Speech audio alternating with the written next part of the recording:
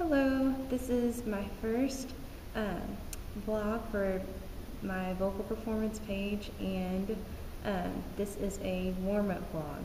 So I'm really excited to be doing this with you.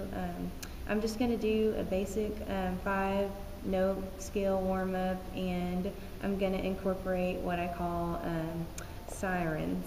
Sirens are the things that you do when you're like, you do and whenever I'm trying to be really easy on my voice, then I usually combine the two, and as I go up and up and up the scale, so that way my notes in my higher registers can warm up even more so. So here it goes. And I'll show you how to do it with an open throat and everything. So let's see, what note do I want to start on?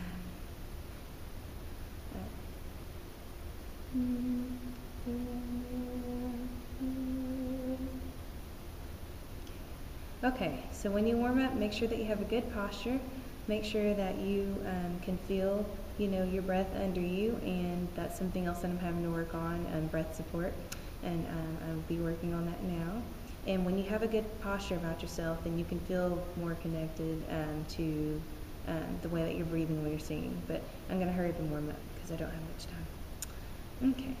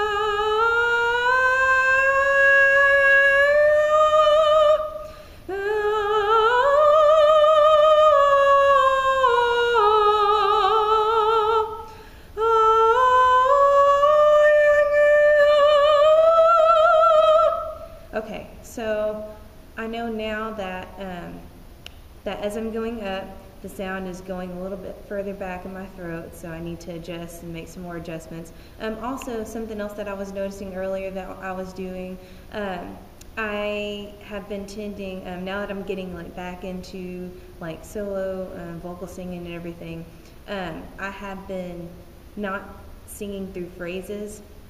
And I have to work on that. So I was working on that a lot more. And some of the lower scales that I was hitting, you'd probably notice the choppiness in my notes. So make sure that when you sing, you don't just sing, note to note to note like I was just doing, but make sure that you sing, in a more connected way. And I corrected that as I went. So that's another good tip to think about always when you're singing, to make sure that you sing through the phrase, and then digress at the end of your phrase to let people know that it's the end of a phrase. So let me see. I was right there. I'll set that other note, and yeah. So I'm gonna try to adjust the notes and adjust the spacing in the back of my throat, so that way my throat will stay open. Thank y'all for being patient.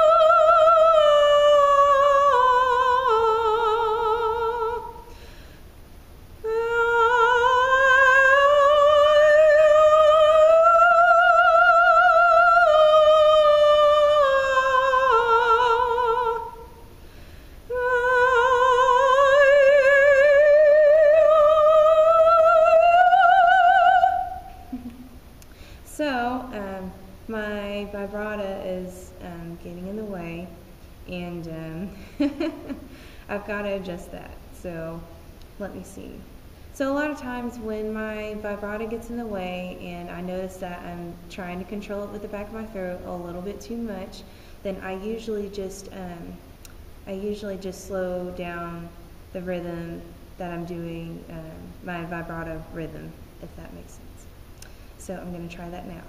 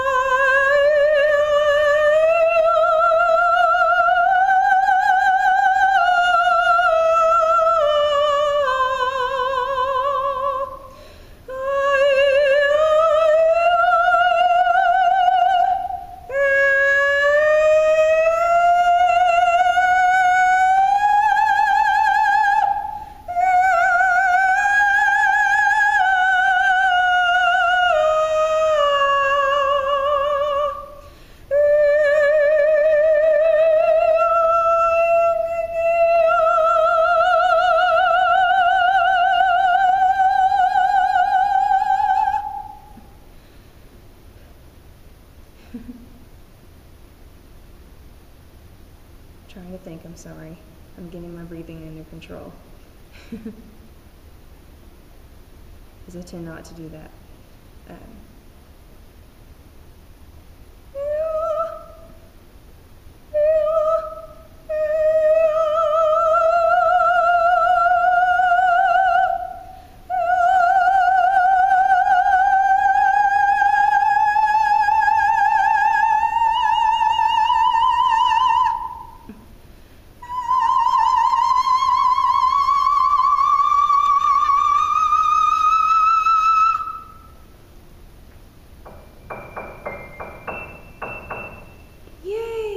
So I hit an E6 today. I hit a high E today. That's exciting. On a really, really good day, and when my throat is all the way open, I can hit an F6 on the staff, and that is the F that is above middle C.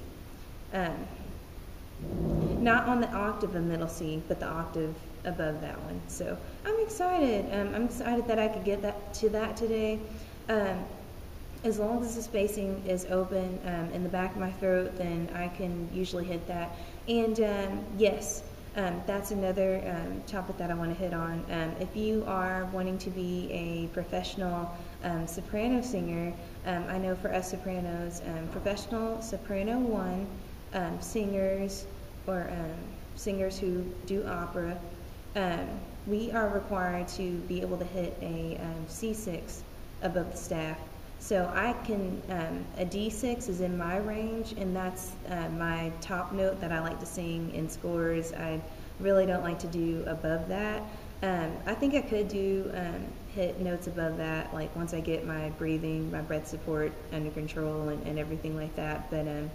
But in order to hit that high note strongly, in order to hit a strong C6, and 6 referring to the octave that you're at and everything. It's music terminology. Okay, so C, just to explain that real quick, I'm sorry. C1 is basically your lowest C on the keyboard or on a piano that you see, or on a bass clef that you see on your staff. And then C2 is an octave above that. C3, let me see, C1, C2, C3. C4 is middle C. C5 and C6 are your upper octaves. So when I tell you that I sing a D6, or that I've hit an E or F6 today, then that's a really, really high note. So I guess the numbers go like in accordance to like how high the octaves are. So I don't know. In my mind, it would be the other way around, but maybe not. But anyway, I just wanted to explain that to you. So I hit a D6 on a consistent basis and everything, that's the top of my range. So whenever you have a note to hit, like in a song, and it's the highest note in your register and it's the highest note that you sing vocally, make sure that you're able to sing notes above that, so that way you can stay really, really solid on that note that you know is at the top of your voice. And you can practice, there's ways to do that. The way that you practice notes that are higher in your range than you usually can hit is just to do it on a pizzicato. And you can do arpeggios, you can do, my teacher has me doing these kind of exercises. You just do with, with, with, with, with, with, with, with, with, with, with, with,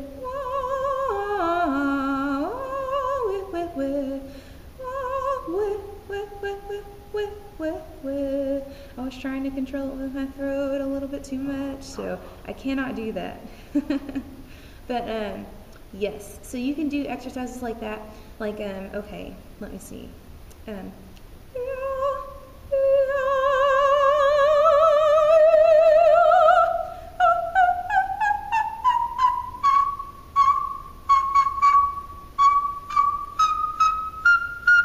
Like just pizzicato notes. So pizzicato means short and detached, so that's what I mean by pizzicato. I apologize, I should have explained that at first.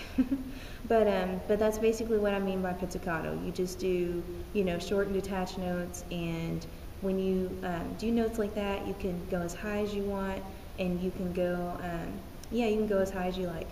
And you do lower notes another way. So I just wanted to demonstrate for you all the way that I do a basic 5-skill warm-up, and I will be working on some pieces and practicing through them, and I'm going to have a couple of videos on what problems I come across and how I work through those problems. So I can't wait to show you all that, and y'all have a good rest of your day. I know.